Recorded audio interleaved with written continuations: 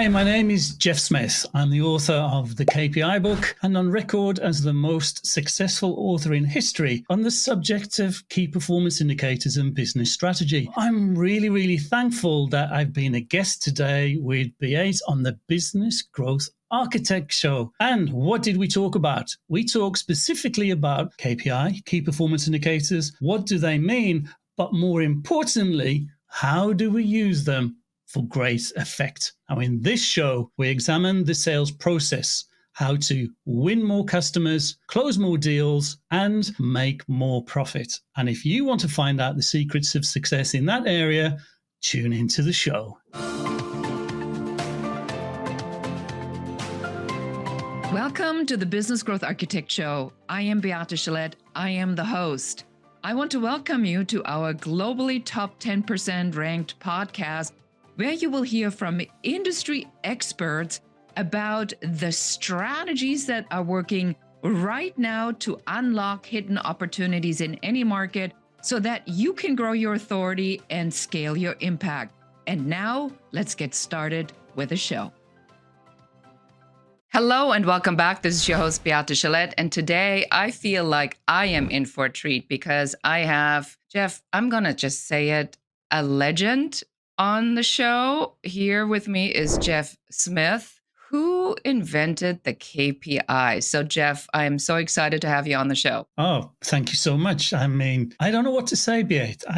I'll just wait for the questions now, I think. So for somebody who does not know you, might be familiar with KPIs or some of this terminology, can you just give us a couple minutes of your background, who you are, what you do, and then we'll dive into the KPIs, which I'm sure is already making quite a few of our listeners break out in hives and sweats. Yes, I bet.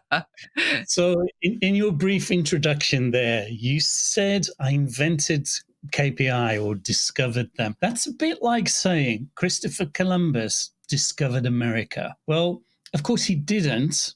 It was already there. He just made the Western world aware of its existence. And key performance indicators have always been there. And then my role is making people aware of their existence, to understand them, and then to use them properly. And as you've already pretty much alluded to, Beate, most people don't understand what key performance indicators are about. They use them as performance measurements on people. And if it's not good, then people get their arms ripped off and beaten over the head with a sticky end. And key performance indicators are not about that at all. 40 years now.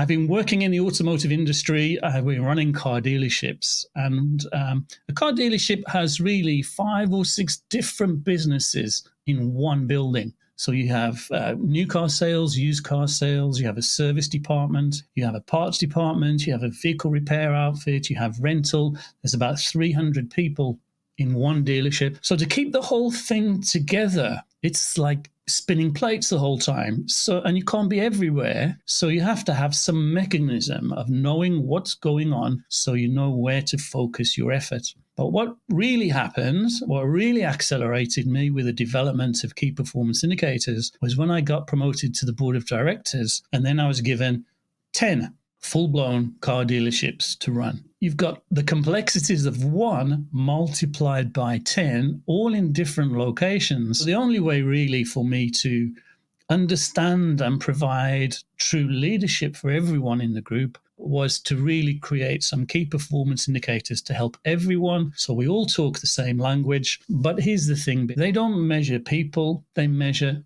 activities. And the big thing, key performance indicators, they're not answers, they're questions. And that's the biggest mistake that people make with key performance indicators. So let's take a really simple one. So first of all, perhaps I should say, what is a KPI? What is a key performance indicator? We break out, if you're in business, we use them. In your personal life, we use them. They're in everything that we do throughout our lives. So if you want to lose weight, then you weigh yourself at the beginning. You have a target of what weight you want to be, and then you start applying actions to get to your desired weight. Well, along with those actions, you'll have measurements, and those will be key performance indicators. So one might be calorie counting, for instance. How many calories do you want to consume in a day? That's a key performance indicator. So if your target is, I don't know, 2,000 calories, and you've had 1,000 calories already, then you're 50% of your consumption. Now, that's as simple as key performance indicators are. Now, they can be complex, but there's no need for them to be complex. They're really your pathway, your roadmap to your destination. And that's how they really should be used. Does that help you? Yes, it does help me. So I already feel like I can take a breath and dry the sweat pearls on my forehead that I somehow missed something or did something wrong. But if I understand this correctly, and I'm just going to rephrase this or repeat this so that our audience, the Beehive, really understands what we're talking about. And so the idea is that any objective or goal I have in life, be that my personal life, be that my professional life, be that my company, be that achieving a particular number, that is under an umbrella term, the key performance indicator that will help me to figure out, is what I'm doing working? Am I actually getting to my goals? So let's talk about the flip side of it. So what key performance indicators are not designed to be, is, you already said, is as terrorizing people by not hitting goals. So what's the difference between the performance indicator for a process versus the person that is running the process? Is it not one and the same thing? No, absolutely not. So let's go back to the losing weight one. If you decide to lose weight and you decide that you want to consume no more than 2,000 calories per day, and then you eat, I don't know, 1,800 calories per day, what does that mean? So if your target is 2,000 calories and you eat 1,800 calories, then you know that you'll be on your road to success with that. Now, if you go over 2,000 calories, let's say you eat 2,200 calories, now you don't say, that's your fault, you're a bad person, you're not doing what you said you would do, game over. That's not what key performance indicators are. They're not answers, they're questions. It's to say, okay, our target was 2,000 calories.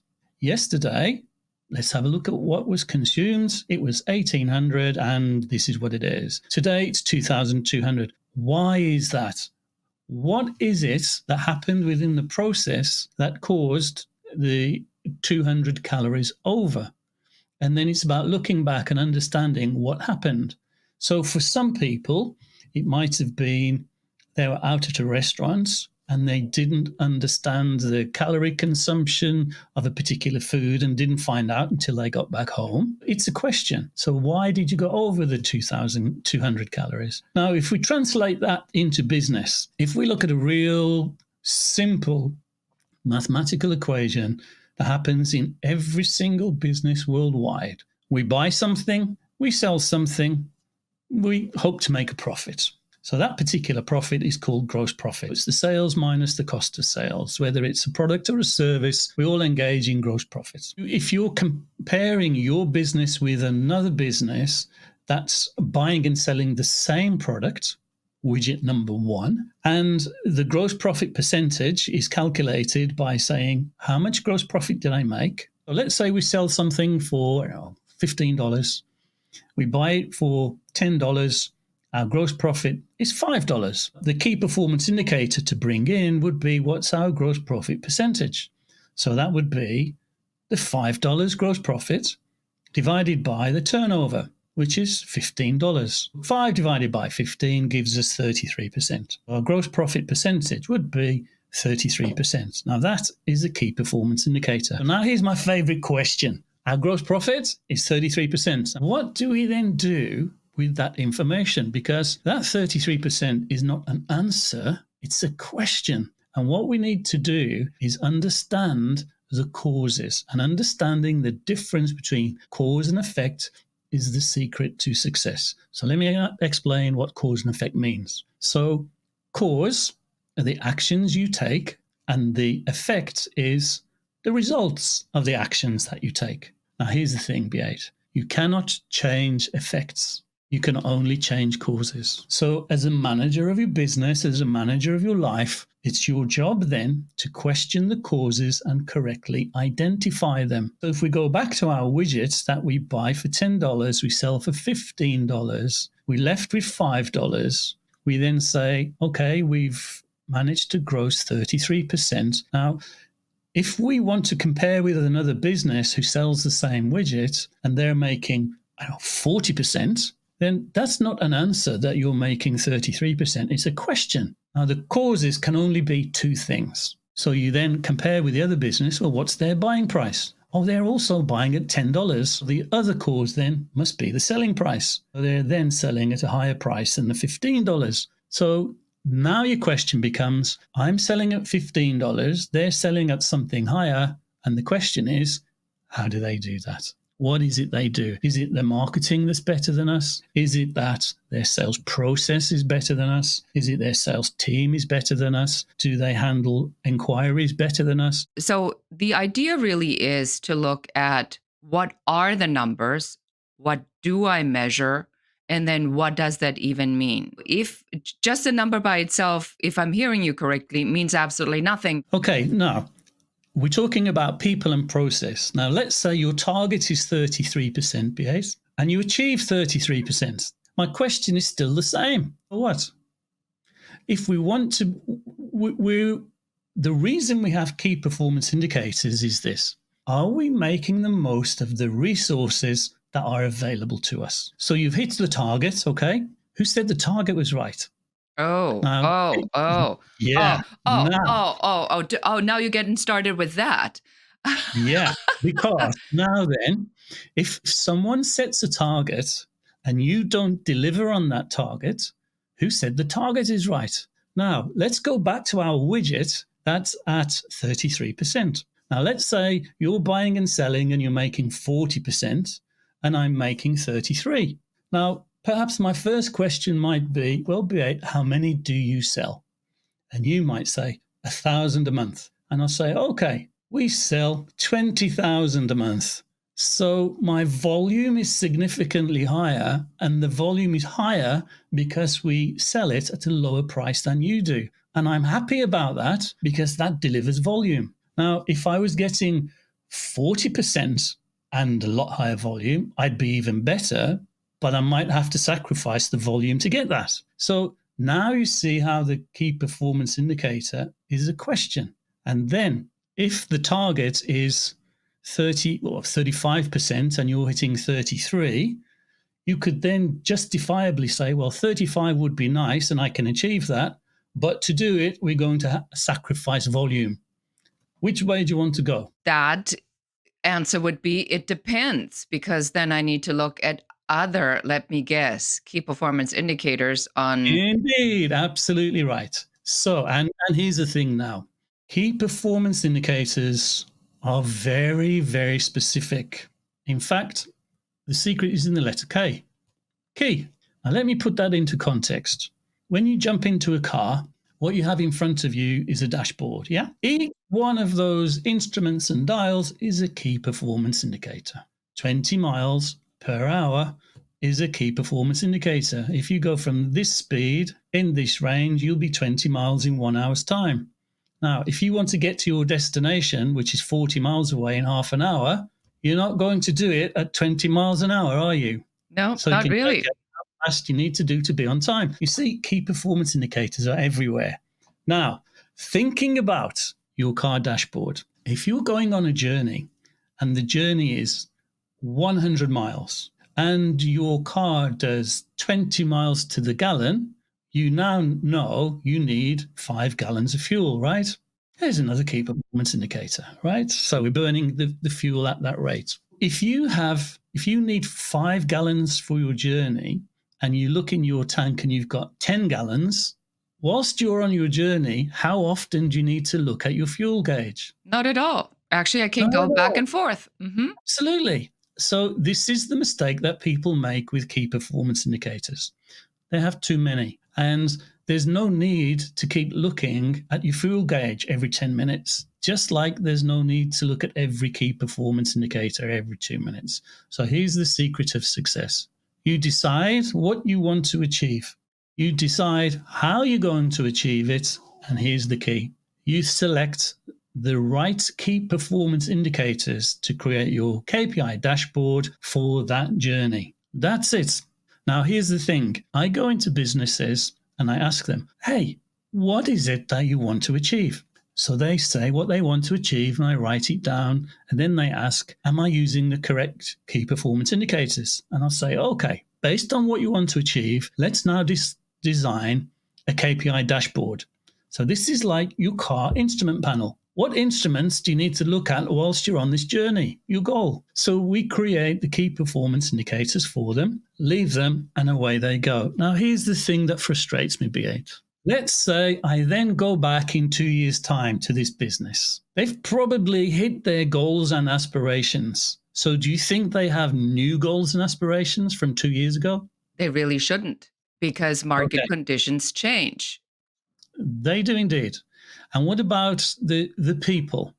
Do you think they will be any different than they were 2 years ago?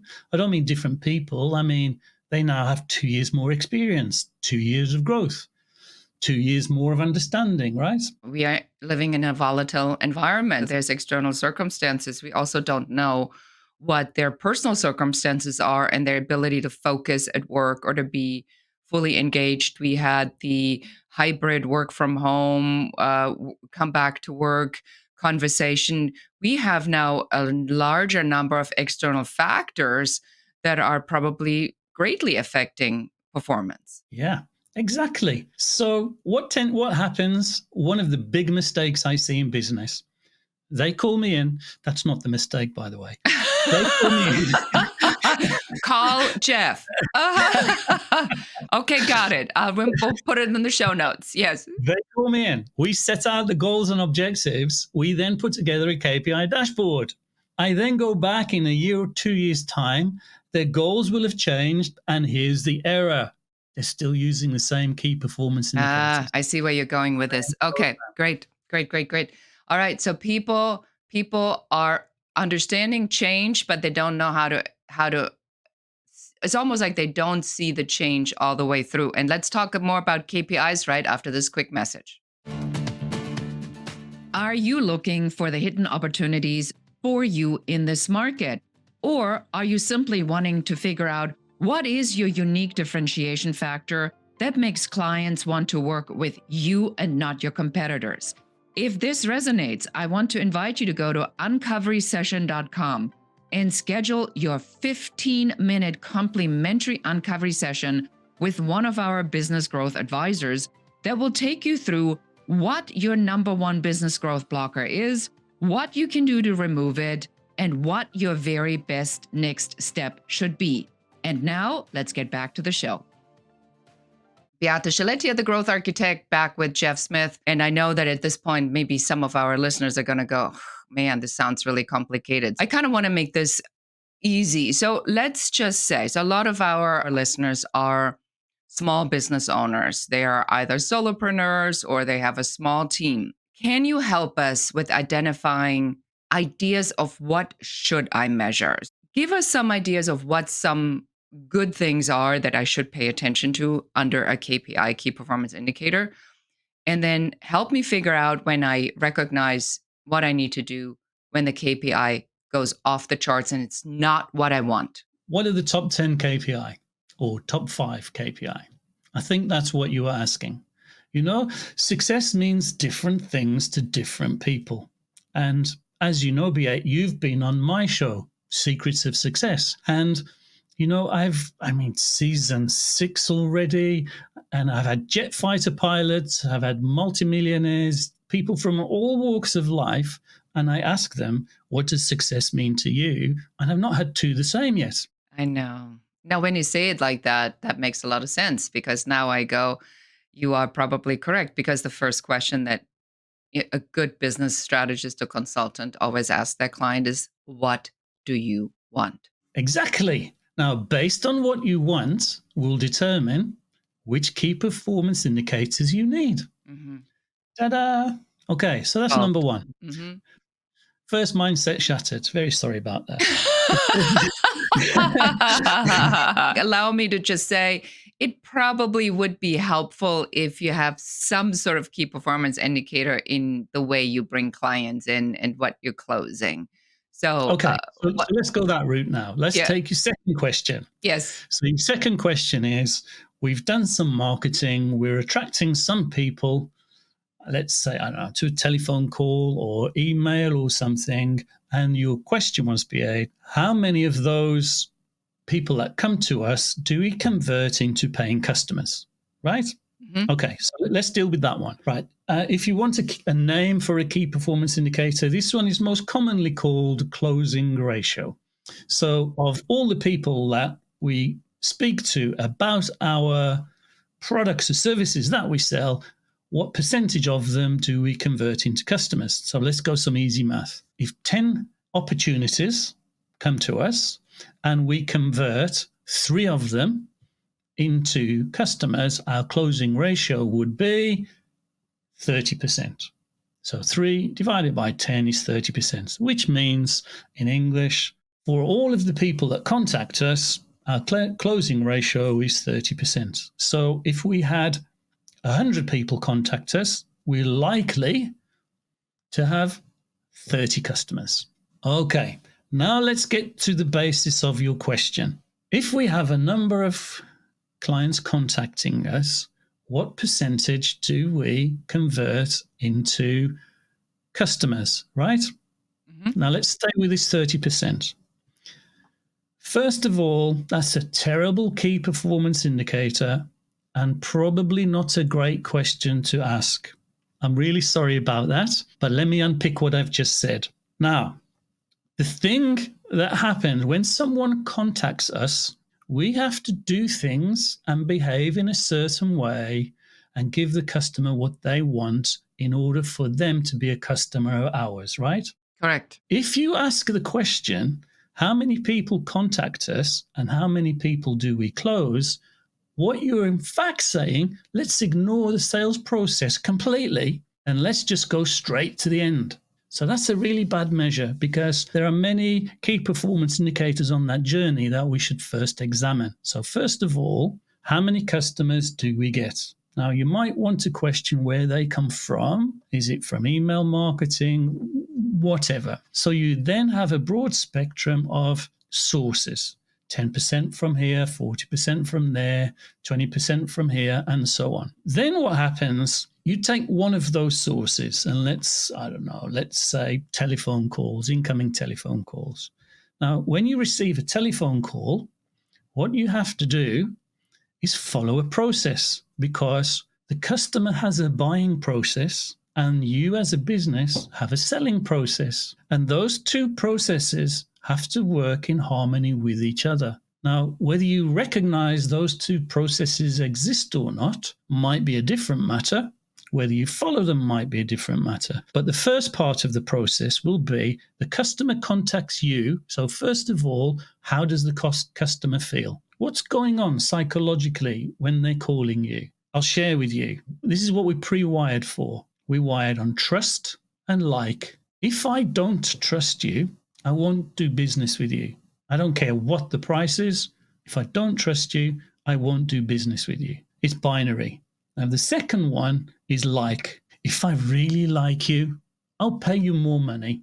If I don't like you, then I'm going to be talking discounts. So, first of all, I have to trust you. But if I don't like you, you are going to pay for it. If I do like you, then I'm happy to pay you more money. And I guess we can all think of a time when we've probably bought something from someone we like and probably paid a little bit more money to them because we like them. I use a facialist and I use her. She used to work from across the street. I didn't even know. But then when she moved into my building, I walk by every single day. So I checked out. I never even checked on whether or not her prices are comparable to other prices because I like her. I like her story. I like her work ethic. I like I like everything about her. And so I didn't ever even ask or did research. Could I get the facial somewhere else for 20, 30, $40 Absolutely. less? Yeah. So the first part of the question is, right? That's the customer's buying process. And we're hardwired. First, we trust, then we like. Trust is binary, and like is a sliding scale. So, what must happen when you first engage someone? Let's call it the meet and greet process. You then have to establish trust and like. And if you fail to get trust, you're never going to get to the end of this journey, because no matter what you do or how much you charge, you're not going to convert that customer. It's not going to happen. So there's a meet and greet measure. That's the first key performance indicator. So once you've done the meet and greet and they've established trust, okay, I trust you. You know what you're talking about, Beate. Hardwired, what's going on in the process? Do I like you? And this is about establishing rapport. So these are skills that we need to develop when meeting with new customers, is understanding rapport. Because the better we are at understanding rapport, the more likely you are to build trust, and the more likely you are to build like, which means more people will do business with you and more people will pay you more money to do business with you. I So that's like the that. first. Yeah, go Yeah. ahead. Hmm. Yeah. So once you've done them, if you're poor at meet and greet, just think about this. If you're poor at meet and greet, you won't get any further in the process. So think about who answers your company telephone. What happens when someone contacts your company? What does your autoresponder look like? What happens when you're busy? Do you answer email? Do you not answer email? How do you answer email? And everything that you do in that first process will affect trust and like. So think about those things. So if somebody's buying, let's take a big ticket item. Doesn't matter what it is. Let's say you're selling a product that's $10,000. Someone contacts you. I'm interested in your $10,000 product. You've really got to get the like and trust pretty quickly. Then what happens? It's qualification, and it's understanding why the customer wants this product. And this is where you spend most of the time, and matching what the customer wants and building it with alignment with the product. Once you can build alignment with what the customer requires and it matches with your product, then maybe it's time for a demonstration. Now, what's the purpose of a demonstration? That's for the customer to experience what it's all about. So I'm building up the sales process here. And then what will happen after the demonstration? You then say, okay, now we've established who you are, what you want, and this is the right project for you. Here's your quotation. So you then do, let's call it a proposal. So what happens then? If the customer wants it, they'll accept your proposal, and then you do the business. You close the deal, right? Now, if you say how many people contacted us and how many people did business with us, you're completely ignoring that process, because you can't close a deal unless you've done a proposal. It's physically impossible to do that.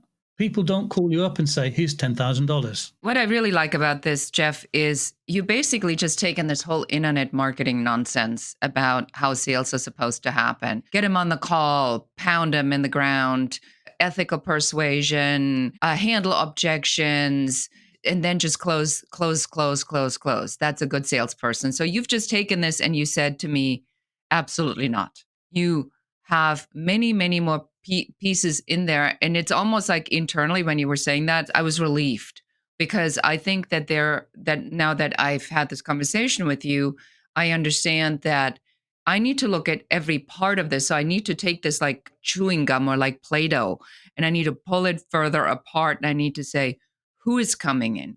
Where they're coming in? What is their mindset when they're coming in? How do we get them in? Who talks to them? What are we asking them? And then how do we figure out that our product is aligned with them? Because that's, I think, part of the challenge. I mean, certainly we are seeing this right now, is that the product market fit, if we're attracting a particular type of client who needs what we have, but neither can pay for it nor wants to do anything about it, which is why they've been in this situation for as long as they have. We can waste all of our resources talking to them all day long, ethical persuasion, handling objections. We're still not going to make the sale simply because they don't have the money. What I'm hearing you say, to sum this up and wrap this up, that I need to really maybe want to understand a little bit more about what measurement means for my company before I throw out a bunch of KPIs. You need first to decide what it is that you want to achieve, how you want to achieve it, and that by definition will automatically decide what things you want to focus on. And that's where you place your key performance indicators so that you ask the intelligent questions. I love it. Now, we've spoken a little about sales process. And here's the thing you spoke earlier about, in your words, the internet nonsense with pushy salespeople and bang, bang, bang. Now, what happens when we buy something? We go through a buying process. So what I explained has to happen. We might not have been consciously aware of it before, but when we go look for something, we look at who do we trust, then we look for product and pricing. If we find someone we like, we'll pay a bit more. And then when we found it, I want to go see it. I want to touch it, feel it, explore it. Then I want confirmation of how much it is. Then I want to know when I can get it and all the things that are important for me. And then here's my money. So when we buy anything, we always go through that process. Even food, big stuff, small stuff, we go through it. Now, here's the thing. When you're aligning key performance indicators to create your sales process, it's important to put that process in line with the customer's buying process. Because if the customer is dancing to a waltz, and your sales process is push, push, push, and you're dancing to the salsa, can you imagine two people on a dance floor holding hands, one doing a waltz and one doing a salsa? It's an interesting visual. Yeah. So key performance indicators are questioning what dance, what music is the customer dancing to, and let's make sure we're doing the same dance at the same time to the same music as the customer. Because if you don't, that closing ratio will fall from 30% down to 10%. And if you do, that closing ratio will go from 30% to 40, 50, 60, 70, 80%. I love that. And that's a great way to finish this interview. Jeff, so you have a book, you have a show. So tell us everything. How can we find out about you and more, get more familiarity maybe with the Okay. KPIs and the work that All you do? right. Okay, thank you. So, Jeff Smith is my name, JFF. My website is jeff-smith.com. I speak at conferences all over the world. I specialize on key performance indicators, business strategy. The books I've written are for the automotive industry. I'm on record as the most successful author in history on the subject of key performance indicators, which is wonderful. One of the books that might be of interest is one called Close More Deals. And that looks at what we've been talking about today about the sales process. So how do we align ourselves and our questions, key performance indicators, how do we align them with what our customer wants so that we can attract more customers, win new deals, and make more profit? And at the same time in that, enhance customer satisfaction, which is all about like.